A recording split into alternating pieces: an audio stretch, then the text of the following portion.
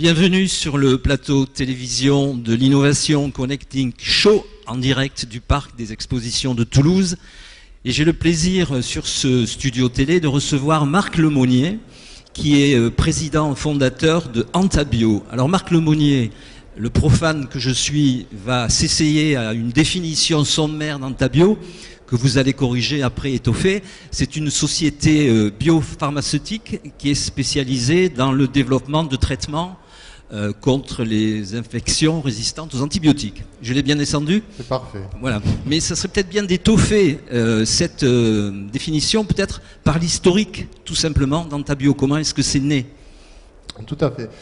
En fait, donc Antabio est né de deux fondateurs. Un fondateur qui était un entrepreneur avec une formation scientifique, Aymeric Dugré, et moi-même qui suis un scientifique avec une âme d'entrepreneur, si vous voulez. Et en fait, ma spécialité en tant que chercheur était les bactéries pathogènes, celles qui provoquent des infections. Et l'opportunité de la société est née d'un besoin médical qui est le suivant. En fait, en gros, il y a quelques années, lorsque vous contractiez une infection, vous alliez voir un généraliste, il vous prescrivait des antibiotiques, et au bout de quelques jours, vous étiez guéri, vous rentrez chez vous. Depuis quelques années, ça a complètement changé, dans le sens que les antibiotiques ont été victimes de leur succès. Ils ont été utilisés, et parfois de façon abusive, et les bactéries ont appris à résister à ces antibiotiques, à ne plus être tuées par ces antibiotiques. Et aujourd'hui, si vous contractez une infection, que ce soit en ville ou lors d'un court séjour à l'hôpital, vous risquez d'attraper une infection par une bactérie multirésistante. Et là, les conséquences peuvent être dramatiques. Prolongement du séjour à l'hôpital et des conséquences qui peuvent amener jusqu'à des greffes, éventuellement des amputations et la mort. On parle de 25 000 morts par an en Europe et aux États-Unis et des coûts pour les systèmes de santé publique de plusieurs milliards. En même temps, l'industrie pharmaceutique s'est restructurée et a arrêté de faire de la recherche. Donc il y avait un gap d'innovation. C'était là notre opportunité, c'est-à-dire vraiment l'offre et la demande, un besoin médical énorme et un gap d'innovation. C'est ça l'idée d'Antabio. Il restait juste à trouver où développer notre projet. Et nos recherches, à l'époque j'étais à New York, Aymeric était à Paris, nos recherches nous ont amenés à choisir la région Midi-Pyrénées. Alors sur cette région Midi-Pyrénées et en particulier sur le territoire où vous êtes implanté, je pense que le Sicoval a joué quand même un rôle dans l'histoire d'Antabio. Alors un rôle fondamental. Tout d'abord la région. On l'a choisi Midi-Pyrénées pour son dynamisme, une tradition dans la recherche pharmaceutique, mais aussi une recherche académique d'excellence, des groupements d'entreprises biopharmaceutiques comme Biomedical Alliance, une chambre de commerce et industrie à l'écoute des entreprises et surtout, je dirais, des acteurs de l'innovation comme l'incubateur Midi-Pyrénées où nous sommes nés et le Sicoval où très vite après notre incubation nous nous sommes installés. Et le Sicoval, je dirais, a été vraiment l'élément levier majeur en termes de partenariat pour Antabio pour trois raisons. La première, des infrastructures, des locaux qu'on a plaisir à montrer à nos partenaires et à nos investisseurs, des services qui nous accompagnent au quotidien, qui nous facilitent la vie, qui nous permettent de nous concentrer sur notre métier. Et j'allais dire, le plus important, c'est le facteur humain. C'est-à-dire, ce sont des gens qui comprennent les startups, qui connaissent les startups, ils les aiment. Ils connaissent les risques du développement de médicaments et du modèle biopharmaceutique. Et ils sont facilitateurs et ils vous accompagnent non seulement sur le territoire, mais aussi à l'international. Donc vraiment un partenariat de très très haute qualité. Alors vous avez défini les activités d'Antabio. Il y a quelque chose de noble dans cette démarche, puisque finalement, pour employer des grands mots, vous travaillez quand même au bien de l'humanité, d'une certaine manière à votre échelle. Est-ce que ça aide quand on cherche des financements et quel a été votre parcours dans la recherche de financement ? Alors ça aide énormément déjà à motiver notre équipe et nous avons une éthique et une mission, et notre mission elle est double, c'est d'amener des médicaments qui vont sauver la vie de ces patients, mais c'est aussi de créer un modèle économique qui va permettre un retour sur investissement pour nos investisseurs. Donc c'est vraiment ces deux choses qui guident notre démarche. Et l'histoire du financement d'Antabio est extrêmement innovante. Et si vous permettez, je vais vous faire un petit... Oui, allez-y, on est là pour ça. Hein. Parce qu'elle est, à mon avis, assez unique au monde. Quand vous démarrez une société comme ça, vous avez besoin de beaucoup de fonds. Hein. Le développement de médicaments est un processus long et consommateur de cash. Or, vous êtes en phase d'amorçage, et l'amorçage, c'est une vraie problématique pour toutes les PME, mais spécialement pour les PME innovantes. Et nous avons décidé de morceler, d'aller par étapes, d'avoir des jalons de financement, c'est-à-dire d'essayer de trouver l'argent qui correspond à ce dont on a besoin pour amener une preuve de concept de notre technologie et aller chercher d'autres financements. Et nous avons commencé par utiliser le financement participatif. Nous avons fait appel aux internautes avec une plateforme toulousaine d'ailleurs qui s'appelle WeSeed. Ce sont des grands professionnels de ce métier. Et nous avons réussi à lever 300 000 euros en très peu de temps. Et ces 300 000 euros, donc ces investisseurs se sont réunis dans un holding qui a investi dans notre société.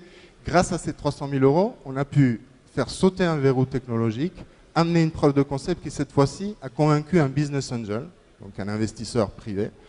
Et ce business angel a investi dans la société et il a également racheté le holding des crowdfunders, ce qui est une première mondiale dans le domaine biomédical. C'est une opération réussie de crowdfunding dans le domaine biomédical qui est unique au monde. Et grâce à ça, on a encore parcouru une autre étape et nous avons réussi à convaincre un investisseur international, le Wellcome Trust, qui est une fondation biomédicale, la deuxième au monde après la fondation Bill Gates, qui nous a financé à hauteur de 4,7 millions d'euros. Vous voyez donc une courbe ascendante et progressive en termes de financement. Et la prochaine étape, c'est une levée de fonds de 12 millions d'euros que nous allons chercher dès maintenant et dont je vous parlerai peut-être un peu plus tard de façon plus détaillée. Est-ce que d'autres sociétés à travers le monde mènent le même genre d'études que Antabio, ou est-ce que vous êtes seul ? Alors, il y a des sociétés biopharmaceutiques dans le monde qui développent des médicaments pour traiter les infections résistantes. La concurrence est là, on est prêt. Ce sont des marchés mondiaux. Le marché que nous adressons est de plus de 20 milliards d'euros. Et ce sont des problématiques qui sont menées, qui vont devenir de plus en plus un problème global pour lequel il faut des réponses globales. Notre différenciation, c'est que nous faisons des molécules qui sont complètement différentes des antibiotiques. Ce sont des molécules intelligentes, des molécules du 21e siècle qui permettent de traiter l'infection en s'attaquant à des mécanismes de résistance et de virulence des bactéries. Je vous donne deux exemples très simples. Vous contractez une infection à l'hôpital par une bactérie de ce type, elle va résister à tous les antibiotiques. C'est-à-dire que les cliniciens vont se retrouver devant une impasse. Pourquoi ? Parce que les bactéries ont développé un mécanisme qui détruit les antibiotiques, une enzyme. Nous avons découvert une molécule qui va inhiber cette enzyme et l'empêcher de détruire les antibiotiques, rendre les antibiotiques efficaces à nouveau. Deuxième exemple, chez certains patients qui sont atteints d'une maladie génétique, appelée la mucoviscidose, ces patients-là ont des déficiences pulmonaires qui font qu'ils vont acquérir des infections chroniques avec une bactérie qui, à terme, va dégrader leur fonction et mener à une mort prématurée. Nous sommes en train de parler d'une espérance de vie de 40 ans pour ces patients. Nous avons découvert des molécules qui vont s'attaquer à ces bactéries d'une façon complètement originale et révolutionnaire. C'est en détruisant la forteresse qu'on construit ces bactéries dans les poumons de ces patients. On va complètement détruire la communication entre ces bactéries et du coup, elles se retrouvent isolées et donc à nouveau sensibles aux antibiotiques. Cette deuxième recherche a été primée par le concours mondial de l'innovation récemment parce que nous avons été lauréats et nous avons reçu 200 000 euros de financement piloté par BPI France. Vous avez reçu également un soutien de l'État pour ce qui concerne vos recherches pour lutter contre la mucoviscidose. Oui, c'est-à-dire c'est le concours mondial d'innovation. C'est la même chose, pardon. Je pensais que c'était deux choses différentes. Cette aide de l'État, c'est un concours qui a été voulu par le président de la République et qui a été confié à Anne Lauvergeon dans le cadre de la mission pour l'avenir de la France 2030. Donc, des nouvelles thérapies pour traiter les patients d'une façon radicalement différente. Voilà. Est-ce que vous êtes toujours en recherche de partenariats et voire de financement ? Alors, sur les partenariats, je vais vous dire trois choses. Je vais vous dire pourquoi, je vais vous dire comment et je vais vous dire avec qui. Développer des antibiotiques ou des nouvelles molécules qui adressent cette problématique de la résistance aux antibiotiques est un problème majeur et complexe. Personne n'y arrivera seul. On a besoin de partenaires pour pouvoir ensemble accélérer le développement de ces molécules. Donc 2 objectifs du partenariat. D'abord, créer plus de valeur au sein de la société. Ça, c'est bon pour nos investisseurs. Et accélérer le développement de nos molécules, ça, c'est bon pour les patients qui ont tellement besoin et qui ne peuvent pas attendre. Comment on va le faire? Eh bien, il y a des outils qui sont des options de licence.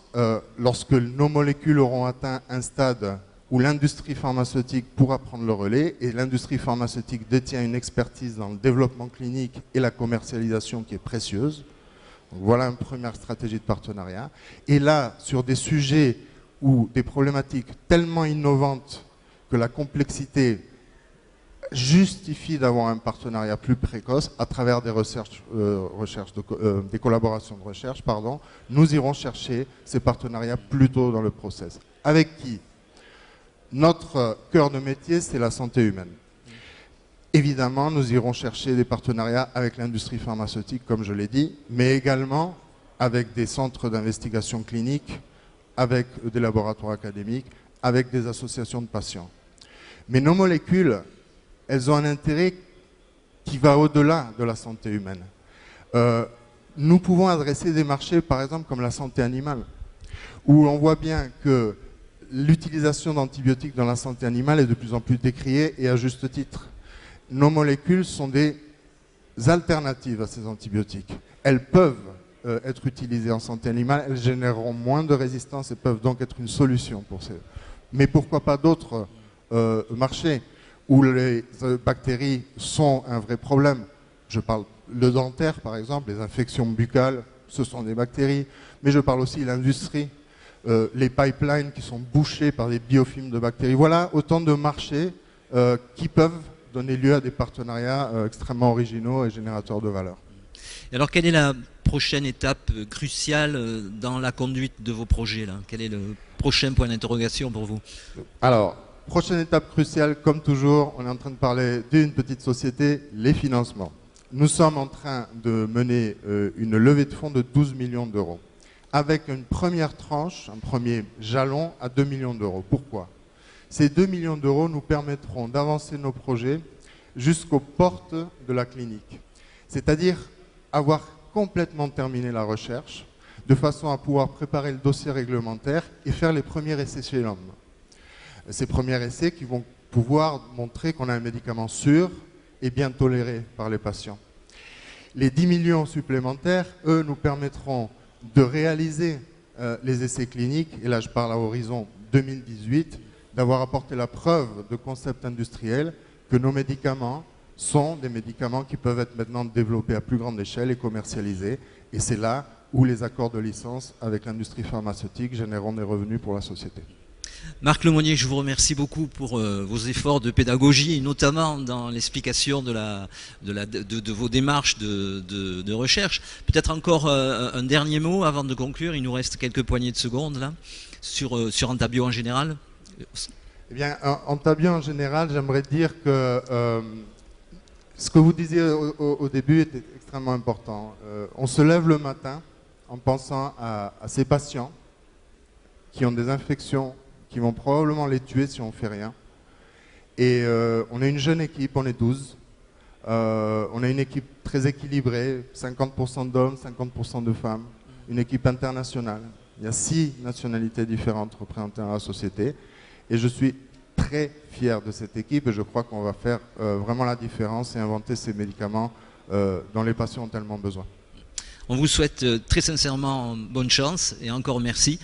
Je vous rappelle donc que nous sommes au Parc des Expositions à Toulouse en direct du salon Innovation Connecting Show.